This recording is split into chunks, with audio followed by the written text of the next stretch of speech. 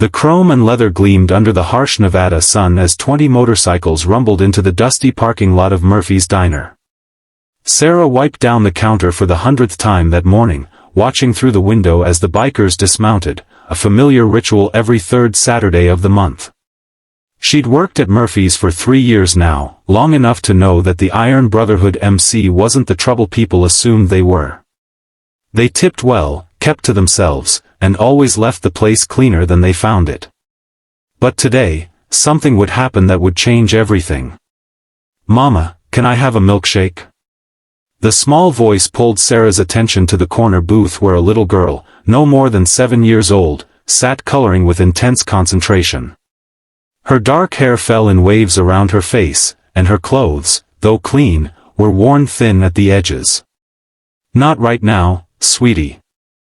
"Maybe after lunch," replied a man in an army jacket, his voice gentle but firm.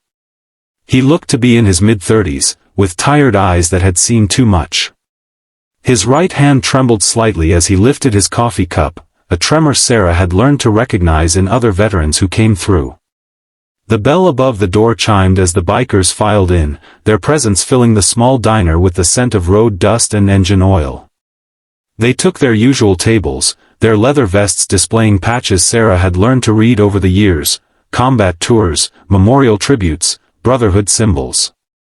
Most of them were veterans themselves. The little girl's eyes widened as she watched them, her crayon frozen mid-stroke.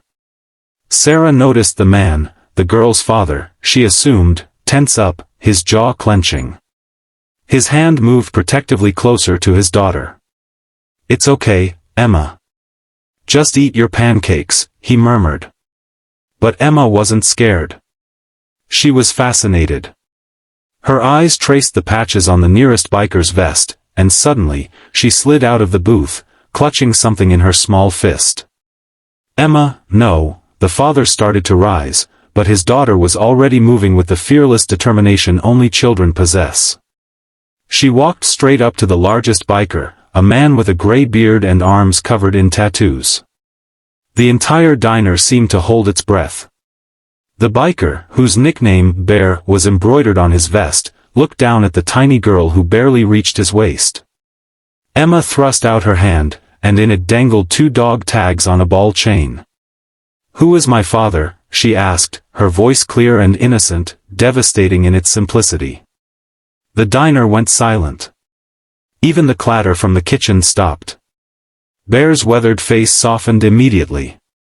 He knelt down slowly, his knees cracking, until he was at eye level with Emma. "What's your name, little one?" "Emma Marie Caldwell." "I'm 7 3/4. She held the dog tags higher. "These were my daddy's. My other daddy says he's gone to heaven, but I don't understand." "Who was he?" The man in the army jacket had reached them now, his face flushed with a mixture of embarrassment and pain. "Emma, honey, we talked about this." "I'm sorry," he said to Bear, reaching for his daughter. "She doesn't understand. Her father, my brother, he was Kia 2 years ago. Fallujah. She was only 5. I'm sorry, we should go." But Bear raised a hand gently, stopping him. The other bikers had gathered around now, forming a quiet circle. Bear took the dog tags carefully from Emma's small hand and read them, his expression shifting through several emotions Sarah couldn't quite name. "Captain Michael Caldwell," Bear read aloud, and Sarah heard a sharp intake of breath from several of the bikers.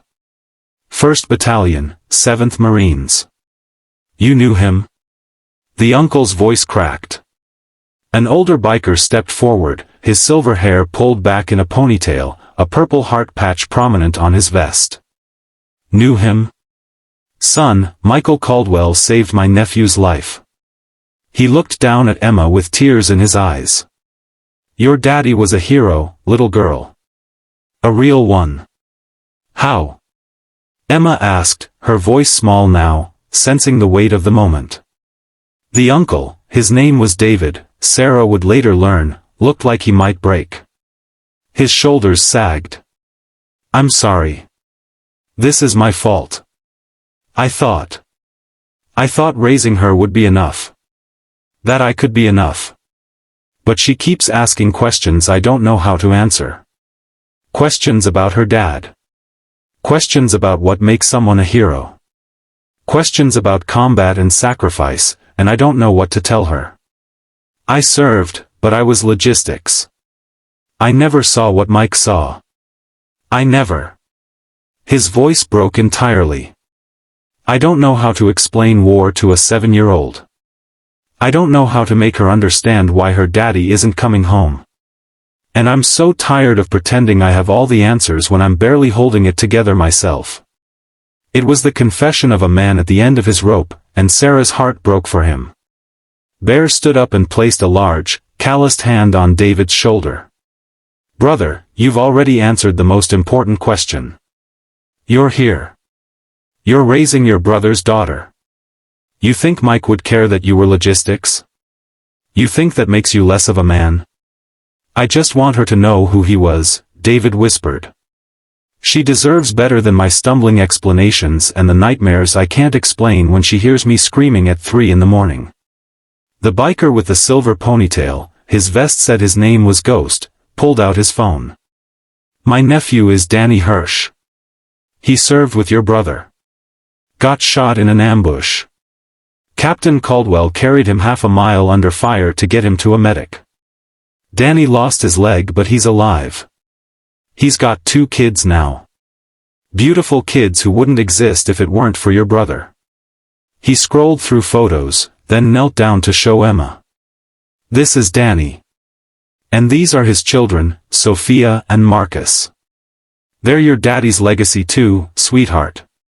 Emma stared at the photos, her small finger tracing the screen. My daddy did that? Your daddy did that, Ghost confirmed. He was brave.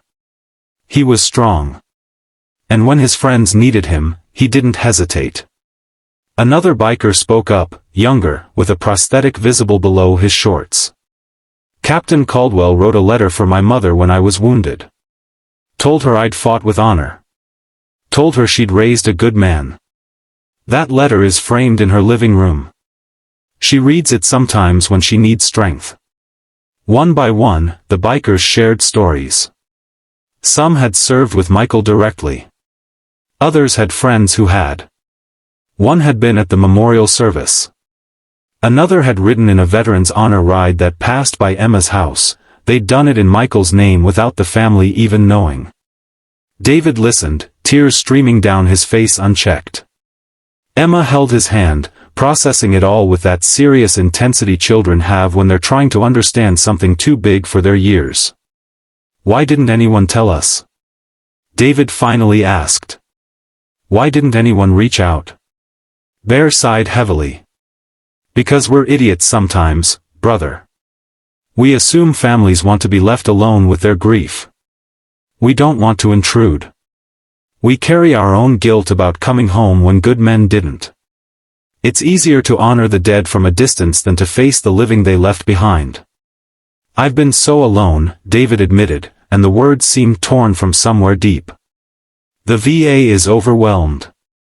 The support groups meet during times I'm working. My parents passed before Mike did. I'm raising Emma on an auto mechanic's salary, trying to understand homework I never finished myself because I enlisted at 18. Some nights I lie awake terrified I'm failing her. Failing Mike.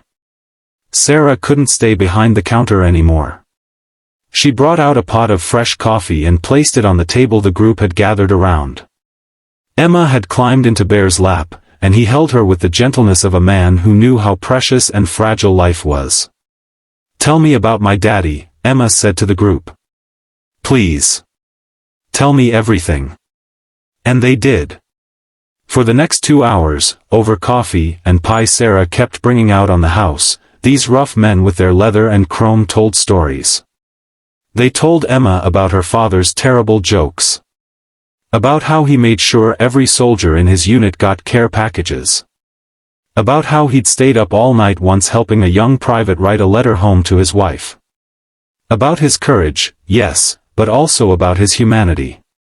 David listened, learning things about his brother he'd never known. Learning that in